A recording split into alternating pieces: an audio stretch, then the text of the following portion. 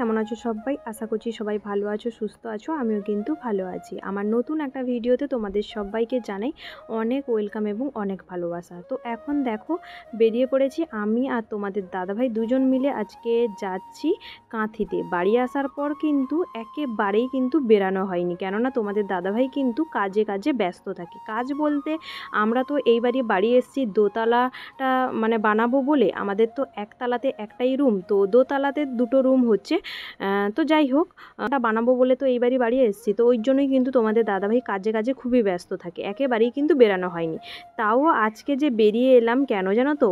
কালকে মানে আগের ব্লগটাই তোমরা দেখেছিলে, আমি আর আমার মা এসছিলাম আমাদের যে সেলফ হেল্প গ্রুপ হয় ওই গ্রুপের টাকা জমা দেওয়ার জন্য। আমাদের গ্রুপে দিয়েছিল, আর মাদের যে আলাদা গ্রুপ তাদের গ্রুপে দিয়েছিল অ্যাকাউন্ট বই বানানোর জন্য।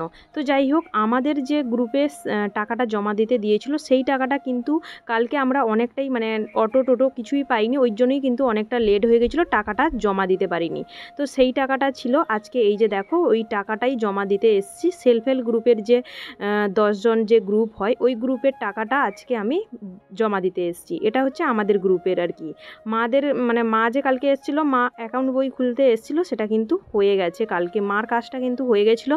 কিন্তু যেহেতু 4টে বেজে গেছিলো ওই জন্যই কিন্তু ক্যাশ কাউন্টার যেটা হয় সেটা কিন্তু বন্ধ হয়ে গেছিলো, আমাদের মানে আমার টাকাটা নেয়নি। তো আজকে ওই জন্যই এসেছিলাম। কমপ্লিট করার পর এখন দেখো ফৌজিবাবু নিয়ে চলে এলো সোনার দোকানে। সোনার দোকানে তো নিয়ে চলে এলো, কিন্তু কি কিনে দেয় সেটাই এখন দেখার পালা। তো সেটা দেখতে বলে বন্ধুরা ভিডিওটা লাস্ট অবধি দিয়ে তোমাদের দেখতে হবে যে কি কিনে দিচ্ছে আজকে ফৌজিবাবু সোনার দোকানে নিয়ে এসে। তো এখন এই যে দেখো চলে এসেছি কিন্তু আমরা কাঁথিতে, রূপম জুয়েলার্স, সেখানেই কিন্তু চলে এসেছি। তো এখন তোমাদের দাদাভাই দেখছে কি কিনে দিবে না কিনে দিবে ওইগুলোই আর কি। তো অলরেডি কিন্তু নেওয়া হয়ে গেছে, দিয়ে এই যে বিল বানানো হচ্ছে। তো কি কিনে দিয়েছে সেটা অবশ্যই তোমাদের সাথে আমি বাড়ি গেলে শেয়ার করব। তো যে কিনে দিচ্ছে বলো তো হঠাৎ করে, কারণ আমাদের আর মাত্র কয়েকটা মাসের পর, কয়েকটা মাস বলতে আর কয়েকটা মাস পরে কিন্তু আমাদের 5th অ্যানিভার্সারি হবে, বলতে আমাদের 5 বছরের বিবাহবার্ষিকী হবে আর কি। তো যেহেতু আমরা বাইরে থাকি, খুব একটা কিন্তু আমার বার্থডেতে বলো অ্যানিভার্সারিতে বলো খুব একটা কিন্তু ফৌজিবাবু আমাকে কোনো কিছু গিফট করতে পারে না। তো ওই জন্য এইবারই যেহেতু বাড়ি এসছে আর কয়েকটা মাস মাত্র বাকি আছে, ওই জন্যই কিন্তু অ্যাডভান্স আমাকে অ্যানিভার্সারির গিফটটা আমাকে দিয়ে দিচ্ছে, 5th অ্যানিভার্সারি। তো যাই হোক, এই যে দেখতে পাচ্ছ এই যে পালসের চোকারটা কিন্তু তোমাদের দাদাভাই এই বছর মানে অ্যানিভার্সারিতে আমাকে গিফট করছে আর কি। তো যাই হোক, আরও কয়েকটা জিনিস এনে দিয়েছে, সেগুলো অবশ্যই আমি তোমাদের সাথে শেয়ার করব। হয়তো আমি এই ব্লগে তোমাদের সাথে শেয়ার করতে পারবো না, পরের ব্লগে অবশ্যই শেয়ার করে দেওয়ার চেষ্টা করব। তো যাই হোক, তারপরে এই যে দেখো এখন চলে এসেছি মানে সোনা দোকানে যা নেওয়ার ছিল সেখানে নেওয়া হয়ে গেছে, দিয়ে এখন চলে এসেছি এই যে দেখো সবজি আনতে। সবজি মধ্যে বাড়ির সবজি শাশুড়িমা বলছিল কিছু বাজার টাজার নেই, তো ওই জন্যই সবজি বাজার করতে ঢুকে পড়েছিলাম আর কি। কাঁথিতে যে সুপার মার্কেটের ভেতরে পাইকারি সবজির বাজার বসে, তো ওইখানেই কিন্তু সবজি বাজার করতে ঢুকেছিলাম। এখন দেখো সবজি কিন্তু বাজার করা হয়ে গেছে, দিয়ে এই যে এখন বাইকে উঠে কিন্তু বাড়ি যাব। তো বাড়ি যাওয়ার পথে এই যে দেখো এখনই তোমাদের দাদাভাই বলল যে বোন নাকি ফেস ওয়াশ আনতে দিয়েছে। বোন বলতে আমার বরের বোন কিন্তু ফেস ওয়াশ একটা আনতে দিয়েছে, ওই জন্য এই যে দেখো এই কাকুটার দোকানে কসমেটিক দোকানে ঢুকে পড়ে ওই ফেস ওয়াশটা নিচ্ছে আর কি। আর তারপরে এই যে ফেস ওয়াশ নিতে নিতে ওই কাকুটা আমার মুখ দেখে বলছিল যে আমার মুখে নাকি কালো কালো দাগ হয়ে গেছে, কি করতে হবে না করতে হবে ওই টিপস আর কি দিচ্ছিল আর কি। তো যাই হোক, ওটা শোনার পর এখন মনটা একটুখানি খারাপ লাগছিল যদিও বা, তারপরে এই যে কিচ্ছু করার নেই, কী করবো বলো। তারপরে এই যে দেখো এখন বাইকে উঠে বসে গেছি, তারপরে চলে এসেছি এখন বাইককে খাওয়াতে বলতে আমরা তো বাইকের উপরে ঘুরছি তাই না, বাইকেরও তো খিদে পায় তাই না, যতই ঘোরো যাই করো না কেন ওকেও তো খাওয়াতে হবে। তো ওই জন্যই এখন এই যে দেখো গাড়িটাকে এখন খাওয়াতে নিয়ে চলে এসেছি, খাওয়াতে বলতে পেট্রোল পাম্পে নিয়ে এসেছি পেট্রোল ভরতে। তো এই যে পেট্রোল এখন ভরে তারপরে বাড়ি যাব, না তো কি করে, যদি পেটে খিদে থাকে তাহলে কি করে আমাদের বাড়ি অবধি পৌঁছে দিবে তাই না। তো যাই হোক, আর হ্যাঁ বন্ধুরা, এই বাইকটা কিন্তু আমাদের নয়, তোমরা তো জানোই আমাদের বাইকটা তো কোয়ার্টারে আছে, ফৌজি কোয়ার্টারে, ওইখানেই মানে কোয়ার্টারে রেখে এসেছি। সব সময় তো বাইক নিয়ে যাওয়া নিয়ে আসা সম্ভব নয়, তো ওই জন্যই কিন্তু বাইকটা আমাদের ওইখানে আছে। যখন একেবারে পোস্টিং আউট হয়ে আমরা বাড়ি চলে আসবো তখন কিন্তু বাইকটা আবারও নিয়ে চলে আসবো বাড়িতে। তো যাই হোক, এই বাইকটা যে ছিল ওটা কিন্তু আমার একটা মানে আমার বরের জামাইবাবুর ছেলের বাইক আর কি।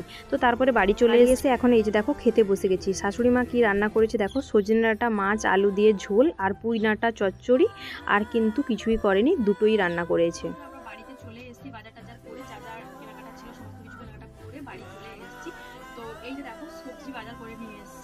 এই দুটো ব্যাগের মধ্যে কিন্তু সবজি বাজারগুলো আছে। তো এখন তোমাদের সাথে শেয়ার করবো কী কী সবজি নিয়েছি। তো চলো ঢেলেই শেয়ার করে দিই, কারণ এখানে না মানে পেপারে করে আলাদা করে দেয়নি, সমস্ত কিছু সবজি কিন্তু একটা ব্যাগের মধ্যেই কিন্তু মানে একসঙ্গে কিন্তু দিয়েছে। আমি তোমাদের আলাদা আলাদা করে দেখাতে পারবো না, বাট বলে দিব কী কী নিয়েছি বলে, ঠিক আছে? তো চলো এই ব্যাগটাই প্রথমে আমি এই ব্যাগটা আমি প্রথমে দেখাই।